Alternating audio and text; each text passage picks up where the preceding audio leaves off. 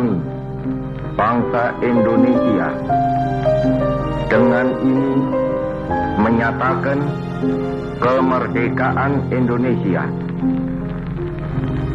Hal-hal yang mengenai pemindahan kekuasaan dan lain-lain diselenggarakan dengan cara saksama dan dalam tempo yang sesingkat-singkatnya. Jakarta, 17 Agustus 1945, atas nama bangsa Indonesia, Soekarno, Hatta.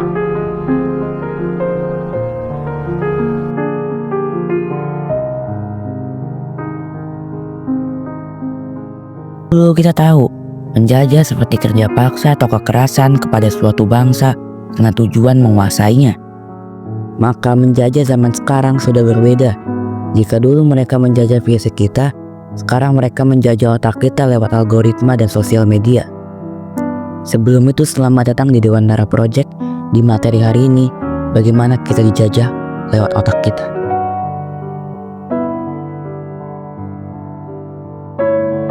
Oke, di sini kita akan ada dua segmen utama, yaitu cara menjajah dengan penyebaran nilai atau ideologi tertentu, dan cara penyebaran dengan merusak kognitif masyarakat. Yang keduanya dominan lewat sosial media.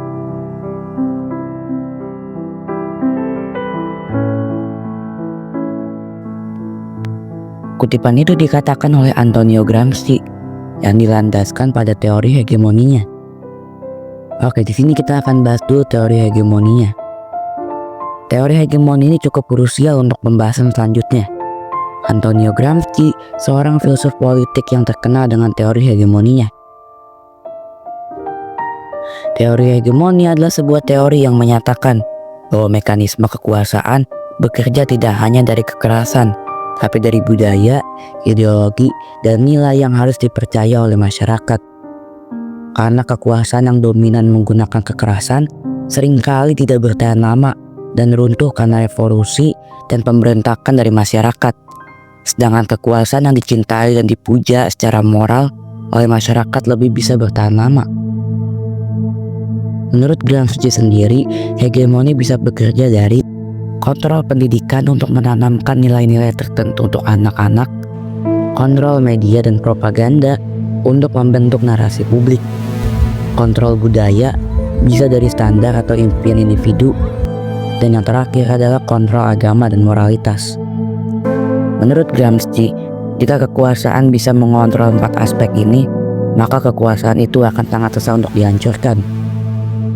Ada satu manga yang bisa membuat kita percaya bahwa teori hegemoni benar-benar efektif dalam kekuasaan. Dia adalah 20th Century Boys. Dan mungkin ini PR yang harus kalian kerjakan, yaitu membaca manga yang satu ini. Karena manga ini sangat bagus dalam mengimplementasikan teori hegemoni. Oke, kita kembali ke topik. Nah, di sini kita tahu bahwa teori hegemoni itu sangat krusial dan sudah banyak negara-negara besar yang pemerintahannya menggunakan teori hegemoni ini untuk mempertahankan kekuasaannya.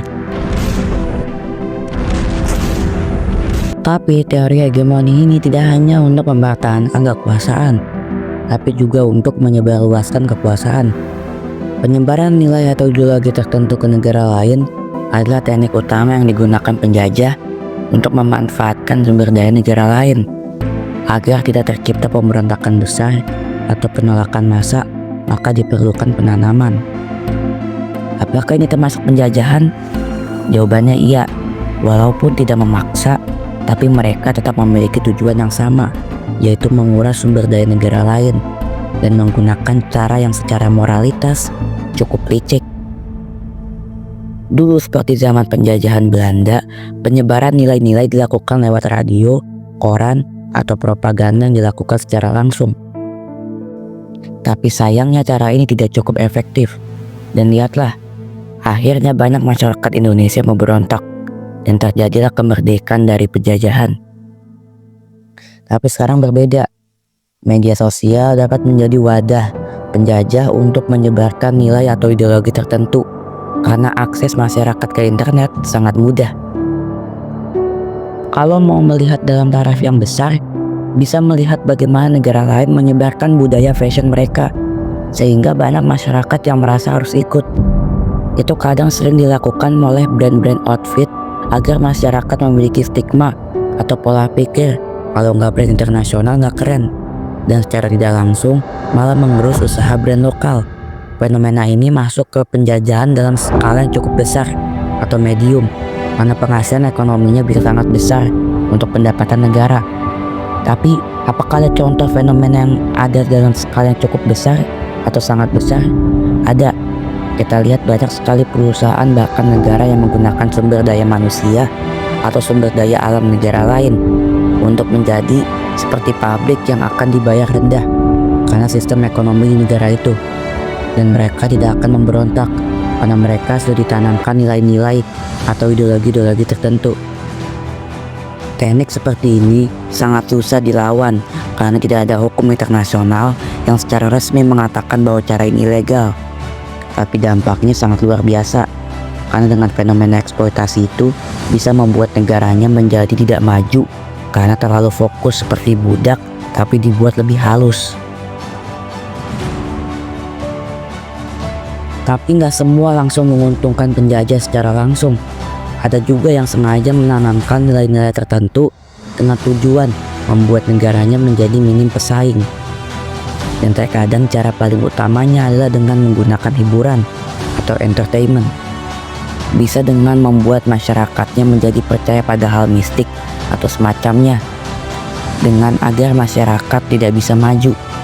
Tapi sepertinya fenomena ini sering terjadi secara internal daripada pengaruh eksternal. Masyarakat kita sering bersikap konservatif, yaitu mempertahankan nilai-nilai yang sebenarnya sudah tidak relevan. Sehingga ini bisa jadi sebuah pembajakan terhadap diri sendiri. Tapi kalau ngomongin penjajahan dalam skala besar, maka propaganda untuk menggulingkan kekuasaan juga harus menjadi suatu kewaspadaan. Terkadang ada pemimpin yang memiliki visi revolusioner untuk perkembangan negara. Tapi ada ancaman bagi negara-negara maju. Contohnya bisa kita lihat di banyak negara-negara Timur Tengah. Banyak presidennya yang digulingkan secara propaganda dari pihak asing.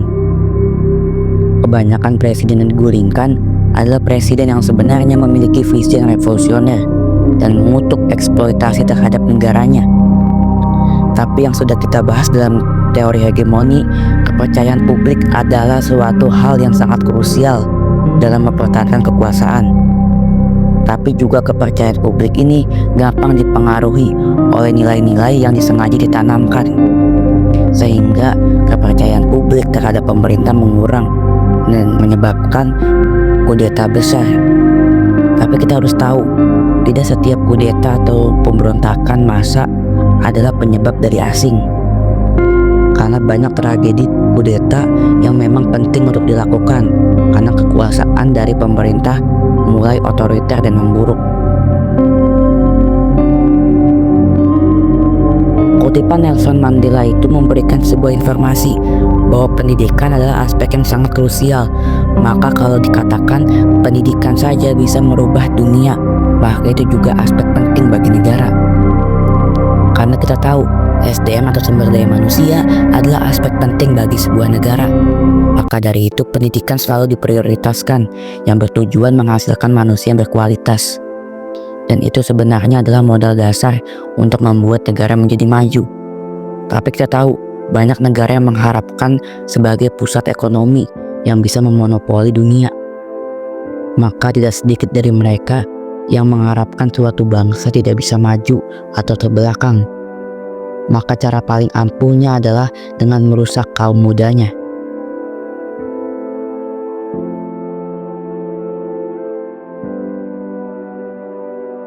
Karena anak muda secara biologis maupun kognitif masih sangat bagus dan akan sangat penting, karena anak muda lah yang akan membentuk negara di masa depan. Maka tidak heran jika menghancurkan suatu negara adalah dengan merusak anak mudanya.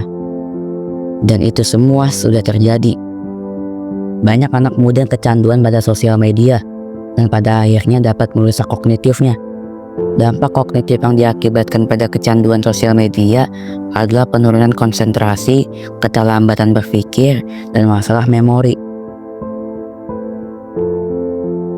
Tapi ingat bahwa ini hanyalah dampak saat kecanduan, belum lagi dampak informasi yang dikonsumsi. Karena banyak konten kreator yang menyebarkan informasi yang tidak baik untuk dikonsumsi anak-anak dan dapat berdampak pada perilaku psikologis dan mentalnya. Kita akan bahas cara yang paling umum algoritma dalam mempertahankan konsumen, tapi juga merusak kognitifnya, yaitu attention fragmentation, yaitu cara algoritma mempertahankan konsumennya dengan menampilkan video-video yang berdurasi cukup singkat. Ini untuk memicu otak agar scroll secara terus-menerus, dan pola ini dilatih terus-menerus oleh algoritma agar otak mencari rangsangan instan. Tapi kita tahu, dampak dari terus-menerus mengkonsumsi video pendek dapat membuat konsentrasi menurun secara drastis. Ini didukung pada makalah yang berjudul Short Form Video Graded or Capacity to Retain Attention, Effect of Context Switching on Perspective Memory, yang sumbernya ada di jurnal Archive dan dipublikasikan pada konferensi C 2023. Makalah itu berisi penelitian terhadap 60 peserta yang dibagi secara acak untuk menonton TikTok, membaca Twitter, menonton YouTube, dan istirahat. Hasilnya, peserta yang menonton TikTok cenderung memiliki penurunan signifikan terhadap daya mengingat. Algoritma cenderung mempersonalisasi konten berdasarkan preferensi dan kebiasaan kita di sosial media. Maka seringkali konten yang muncul di beranda, seringkali konten yang kita sukai. Karena ini bertujuan untuk mempertahankan atensi penonton pada video di sosial media. Dampaknya bisa menyebabkan individu menjadi kurang terbiasa pada argumentasi yang berlawanan sehingga rentan terhadap polarisasi. Penelitian dari Vilani Wulandari, Gemma Ruliana, dan Ardiansah untuk program studi perpustakaan dan sains informasi Universitas Pendidikan Indonesia yang berjudul Pengaruh Algoritma Filter Bubble dan Echo Chamber terhadap perilaku penggunaan internet, mendapatkan hasil bahwa dampak negatif dari filter bubble dan echo chamber adalah pengguna menjadi malas mencari informasi di luar topik, membuat pengguna merasa dimanja, berkurangnya kreativitas, opini pengguna bisa terlalu fanatik dan tidak open-minded, dan dapat memicu misleading dikarenakan konten yang tidak sesuai. Meskipun ada juga beberapa dampak positifnya, tapi tetap dampak negatifnya perlu diwaspadai. Fitur infinite scroll dan reward loop yang bisa berlandaskan intermittent reward yang akan kita sederhanakan. Saat pengguna menonton video, maka mereka akan mendapatkan reward loop atau suatu hadiah berupa kesenangan saat menemukan video-video yang menghibur. Tapi sengaja maupun tidak, saat kita scroll terus-menerus, terkadang ada video yang langsung kita skip. Dan ini kemungkinan bukan kesalahan algoritma sepenuhnya, tapi untuk menciptakan rasa intermittent reward yang memiliki konsep sama seperti mesin slot, di mana ketidakpastian akan mendapatkan video seru malah membuat kita semakin penasaran dan akhirnya scroll terus-menerus. Karena sistem scroll di sosial media itu infinite scroll, menyebabkan pengguna bisa kecanduan dan akhirnya menghabiskan waktu hanya untuk itu. Curah konten yang secara terus-menerus membanjiri memori kerja menyebabkan informasi yang ada di working memory menjadi sulit diproses secara mendalam, dan terkadang individu memilih jalur heuristik cepat yang mengandalkan insting daripada analisis kritis. Kebiasaan ini cenderung mengurangi kompetensi kognitif dalam memproses informasi. Ini didukung teori kapasitas kognitif terbatas George Miller, menyatakan bahwa memori kerja manusia memiliki kapasitas informasi sekitar 5 hingga 9 informasi. Dan angka ajaib Miller yang manusia rata-rata memiliki kapasitas 7 atau plus minus 2. Dalam bukunya George Miller, The Magical Number 7 plus or minus 2 menulis, Perlu dicatat bahwa batas kemampuan penilaian absolut dan batas memori langsung memberikan keterbatasan yang serius pada jumlah informasi yang dapat kita terima, proses, dan ingat. Kalimat ini ditulis di halaman 85 bukunya yang menekankan bahwa jumlah kapasitas informasi itu mutlak. Kita bangsa Indonesia adalah bangsa yang lahir karena intelektual yang tinggi dan rasa hormat kepada diri sendiri, sehingga tidak mau dijajah dan terbebas dari penjajahan. Masalah informasi ini akan kalian praktekkan atau tidak itu masalah kalian. Itu urusan kalian. Tapi coba tanyakan kepada diri kalian sendiri. Apakah ini yang pejuang-pejuang mau? Apakah kalian merasa pantas diperjuangkan? Tapi kalian saja malas untuk berpikir. Kalian tidak berperang. Kalian hanya berpikir secara intelektual.